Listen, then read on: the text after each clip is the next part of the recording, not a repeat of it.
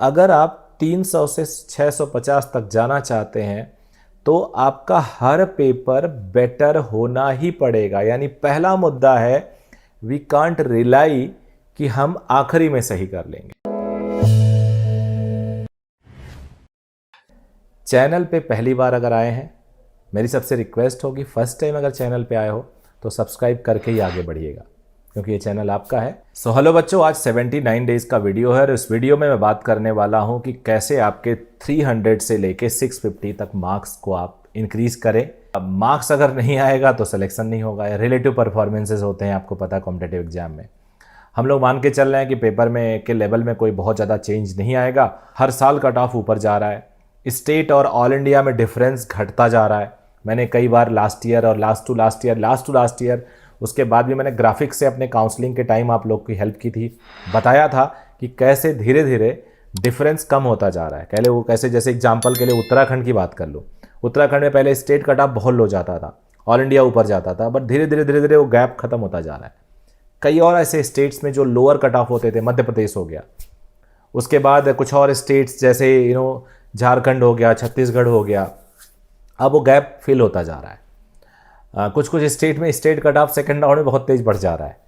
तो ये जो इंटेलिजेंस लेवल बढ़ रहा है, या बोला जाए प्रिपरेशन बढ़ रहा है बच्चों का, सीरियसनेस बढ़ रहा है, या फिर बोला जाए कि पेरेंट का इन्वॉल्वमेंट बढ़ रहा है, कोचिंग बहुत ज़्यादा ध्यान दे रहे हैं, तो ओवरऑल टफ तो होता ही जा रहा है। देखो यार, लाइटली नहीं ले सकते। पैरेलली हम लोग देख रहे हैं एज अ टीचर कि बच्चों का सीरियसनेस और प्रेशर लेने का जो ओवरऑल लेवल है वो काफ़ी कम हो जा रहा है।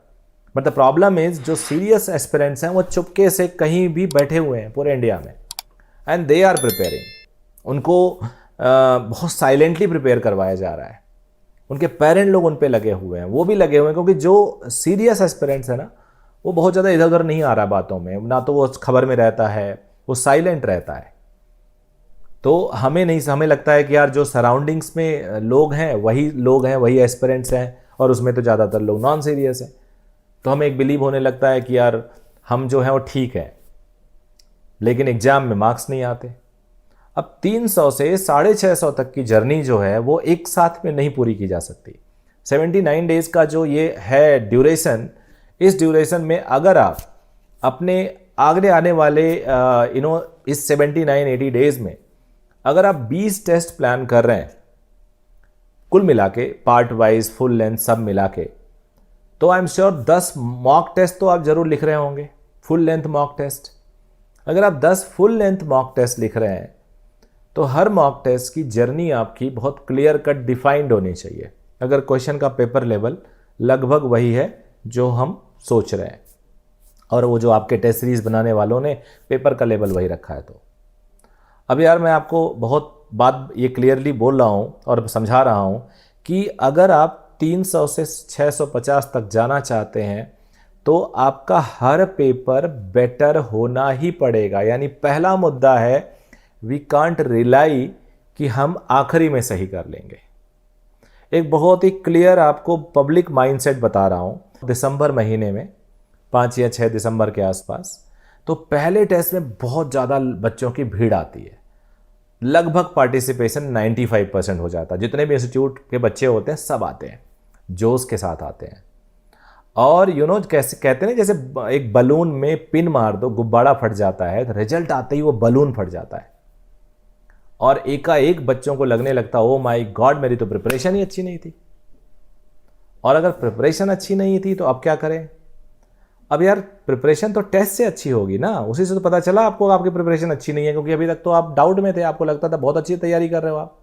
अब आपको पता चल गया कि आपकी प्रिपरेशन अच्छी नहीं है, तो अब क्या करोगे? अगले टेस्ट को देना चाहिए सीरियसली, थोड़ी प्रिपरेशन बेटर करके, फिर देखना चाहिए क्या मैं इंप्रूव कर रहा हूं, फिर अगला टेस्ट देना चाहिए क्या मैं इंप्रूव कर रहा हूं। लेकिन ऐसा नहीं होता। अगले टेस्ट में अटेंडेंस सीधे 50% आ जाती है। ये मैं रियलिटी बता रहा हूं, रियलिटी। आप लोग अगर पढ़ते होगे या कहीं दे रहे होगे, कनेक्ट करना मेरी बातों से। अब पता चला अगले में 50%, क्यों? क्योंकि रेस्ट जो 45% ड्रॉप आउट हुए सेकेंड टेस्ट के लिए, उनको ये लगा मेरी प्रिपरेशन सही नहीं, चलो पढ़ लेते हैं। और जब पढ़ेंगे फिर आखिरी में जब मॉक पेपर आएगा ना, तब तक तैयारी कर लेंगे, तब तक रिवीजन कर लेंगे ढंग से, और फिर मॉक पेपर देंगे। तो देखा गया कि मॉक पेपर का जो पहला दिन था वो मार्च में आके यानी दिसंबर से लेकर मार्च तक आपने टेस्ट से आप दूरी बना के रखी। कभी कभी पेरेंट का प्रेशर आया या एक आध टेस्ट दे दिया, लेकिन टेस्ट में नंबर नहीं आए उसको देख के पहले जस्टिफाई कर लिया इसलिए नंबर नहीं आ रहे क्योंकि अभी तैयारी नहीं थी, हम तो मार्च वाले की तैयारी कर रहे हैं। मार्च के पहले टेस्ट के दिन भी काफ़ी अच्छा अटेंडेंस होता है।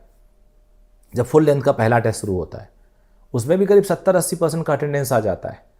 बट वो सारे बच्चे जो अभी तक सेल्फ स्टडी करके तैयारी कर रहे थे, उन्होंने देखा कि फिर 400 नंबर या 300 नंबर ही रह गए।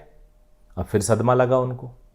फिर उन्हें लगा ठीक है ऐसा करते, अभी भी तैयारी की ज़रूरत नहीं है, अभी भी हम आखिरी टेस्ट देंगे, आखिरी टेस्ट तक तैयारी पूरी हो जाएगी।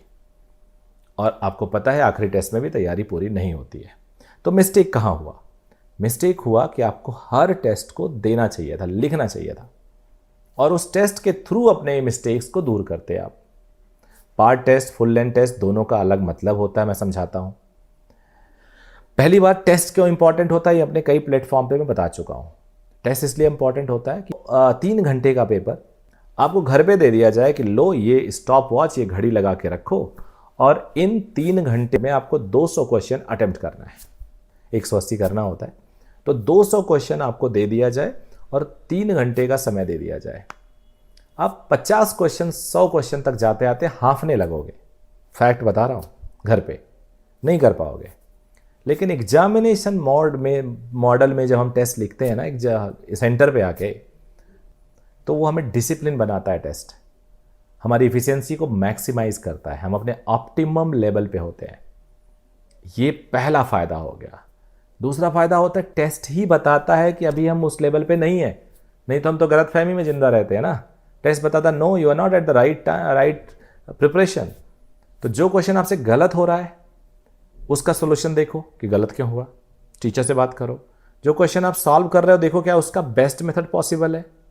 जो क्वेश्चन आपने अटेम्प्ट ही नहीं कर पाया उसका सोल्यूशन, और उनको मिस्टेक रजिस्टर में लिख लो, जो मैंने कल बताया था कल के वीडियो में। मिस्टेक रजिस्टर में लिखो ये चैप्टर का, ये सब चैप्टर के क्वेश्चन मेरे से नहीं होते। जैसे ही आप ये करना स्टार्ट करोगे ना, हर टेस्ट के बाद उस टेस्ट का पोस्टमार्टम करो आधे घंटे के लिए, 1 घंटे के लिए, और उससे सीखो। फिर अगले टेस्ट की तैयारी करो, फिर उससे सीखो। This is the best way. पूरा सिलेबस रिवाइज हो जाता है। चाहे IAS टॉपर हो, चाहे IIT टॉपर हो, चाहे नीट टॉपर हो, चाहे कोई और एग्जाम टॉपर हो, सबसे बात करिए। सब बोलते हैं हमने खूब टेस्ट लिखा, खूब मॉक पेपर दिया। और भी आपके सारे डाउट्स मैं इस चैनल पे कराता रहता हूँ और आगे भी कराता रहूँगा। So now thank you very much, bye bye, take care.